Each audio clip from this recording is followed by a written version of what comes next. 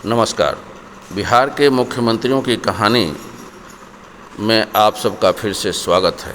हम लोग चर्चा कर रहे थे बिहार के तीसरे मुख्यमंत्री श्री विनोदानंद झा जी के बारे में, और हम लोग पहुंच चुके थे कि जब कांग्रेस में आपसी गुटबंदी चल रहा था 1962 के विधानसभा चुनाव में, तो 3 धारा में कांग्रेस बटी हुई थी, जिसमें विनोदानंद झा का अपना गुट था, एक के.बी. सहाय साहब का गुट था, और एक तत्कालीन जो कांग्रेस के अध्यक्ष थे ए.क्यू. अंसारी साहब, एक उनका गुट था। और ये लोग आपस में टिकट के लिए मारामारी कर रहे थे। तभी हम लोग चर्चा किए थे कि केंद्र से अर्थात दिल्ली से 3 बड़े नेताओं को पंडित जवाहरलाल नेहरू भेजते हैं। ये 3 बड़े नेता थे श्रीमती इंदिरा गांधी, श्री लाल बहादुर शास्त्री और सरदार स्वर्ण सिंह जी।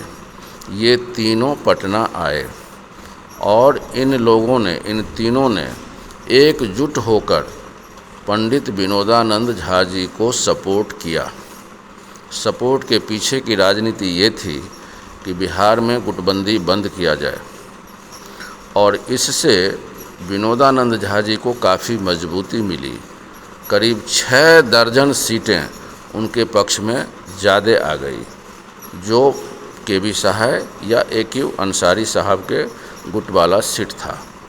विनोदानंद झा जी को काफ़ी बल मिला दिल्ली के टीम के आने के बाद, और संयोगवश 1962 की चुनाव विनोदानंद झा जी जीत गए।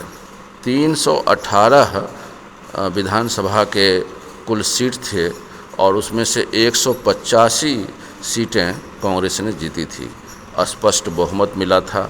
जाहिर सी बात है कि विनोदानंद झा जी फिर से मुख्यमंत्री पद पर काबिज हो गए। अब मुख्यमंत्री पद पर काबिज होने के बाद बहुत बड़ी राजनीति होती है। राजनीति ये होती है कि विनोदानंद झा जी अपने आप को के.बी. सहाय से बहुत ही असहज महसूस कर रहे थे। राम लखन सिंह यादव उनसे बहुत असहज महसूस कर रहे थे। और न जाने क्या होता है कि एक दिन की बात है कि पटना में अगम कुआं के पास एक राज होटल हुआ करता था उस समय।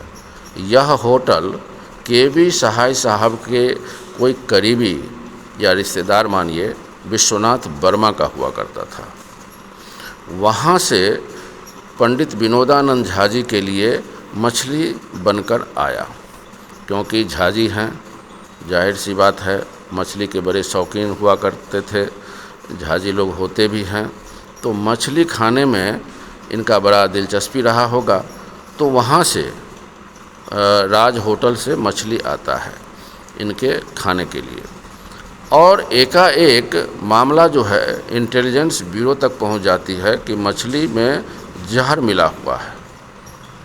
बात सनसनीखेज हो जाती है, और आनन फानन में विनोदानंद झा जी उसको फिर से इंक्वायरी करवाकर एक मोटी फाइल बनवाकर और पंडित जवाहरलाल नेहरू तक पहुंचा देते हैं। 36 लोगों को अभियुक्त बनाया गया था, जिसमें मुख्य अभियुक्त राम लखन सिंह यादव थे, जो के.बी. सहाय के बहुत बड़े सहयोगी थे। और के.बी. सहाय खुद मंत्रिमंडल के सदस्य थे। अब देखिए कि यह बात सच है कि झूठ है, वह तो ईश्वर ही जानते हैं, लेकिन इस बात को लेकर के दिल्ली में बैठे जो बड़े नेता थे, आला कमान थे, उन लोगों को भी बड़ी असहजता महसूस होने लगी, और बड़ा बिहार के जो राजनीतिक माहौल था वह भी काफ़ी बिगड़ गया। बड़ी ही ओछी हरकत जैसी बातें हो रही थी।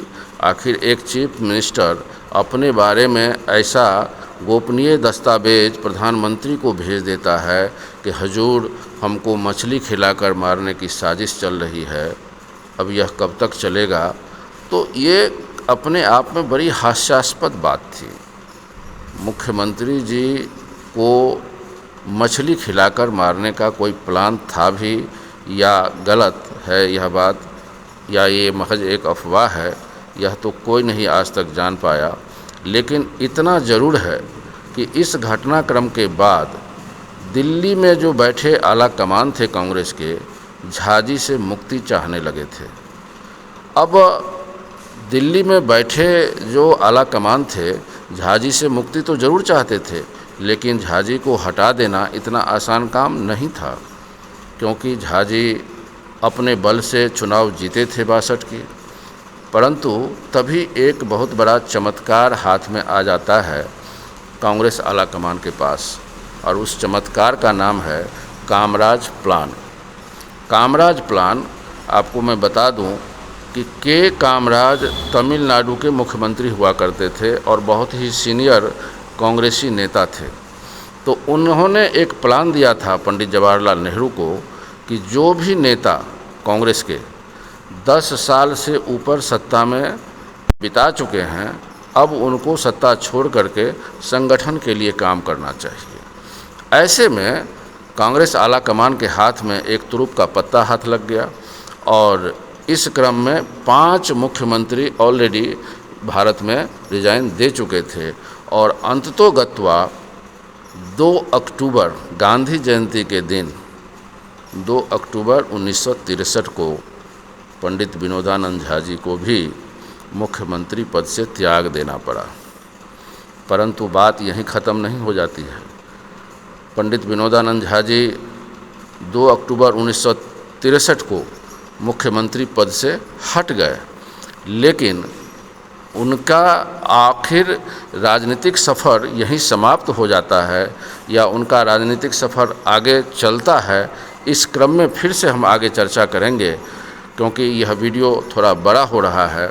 इसलिए अगले वीडियो के माध्यम से हम लोग फिर चर्चा करेंगे कि बिहार की यह जो तिक्रम वाली राजनीति, जहाँ पर मछली कांड वाली बात जो अपने आप में हास्यास्पद है, विनोदानंद झा जी को किस परिवेश में मुख्यमंत्री बनाया गया था, किस परिवेश में उनको मुख्यमंत्री पद से हटाया गया, आगे मुख्यमंत्री के रूप में विनोदानंद झा जी क्या सोचते हैं, कब उनका प्रयास सफल होता है या नहीं होता है, क्या राजनीतिक रूप से विनोदानंद झा जी का अंत वहीं हो जाता है, इन बातों पर भी खुल करके हम लोग आगे चर्चा करेंगे।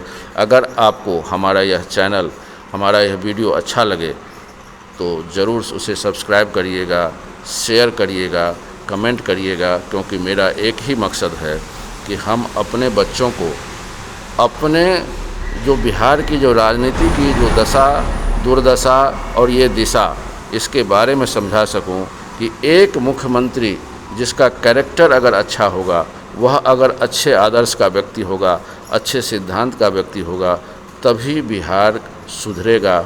नहीं तो ये उठापटक की राजनीति, अपने लिए तोड़ जोड़ की राजनीति करने वाले नेताओं के दम पर कभी भी हम लोगों का विकास नहीं होगा। आज के लिए इतना ही, फिर मिलेंगे। आप सबको नमस्कार, प्रणाम, आदाब।